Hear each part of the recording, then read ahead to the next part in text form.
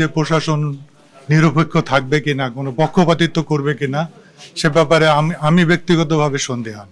সবাই হেভিওয়েট প্রার্থী, কিন্তু জয়ের ব্যাপারে আশাবাদী, কিন্তু আমরা সন্দিহান যে দিন শেষে ভোট নিরপেক্ষ হবে কিনা। প্রশাসন নিরপেক্ষ থাকলে আমরা জয়ের ব্যাপারে শতভাগ আশাবাদী। মাঠের অবস্থা জনগণের স্বতঃস্ফূর্ত সাড়া আছে এবং জনগণ চায় তাদের একটা প্রতিনিধি নির্বাচন করতে যে তাদের কল্যাণে কাজ করবে, সে ব্যাপারে তারা ডিসিশন নেবে নিরপেক্ষভাবে, এটা আমি আশা করি। এবং অতীতে অনেকে আমার প্রতি আস্থা রাখছিল, আগামীতে বা এবারেও তারা আমার প্রতি আস্থা রাখবে, এটা আমার বিশ্বাস। জাতীয় পার্টি নিরীহ একটা দল, মানে কোনো সন্ত্রাস বা কোনো অনৈতিক কার্যের সাথে জড়িত নয়। সে ব্যাপারে আমরা নতুন করে বাংলাদেশ গড়তে চাই।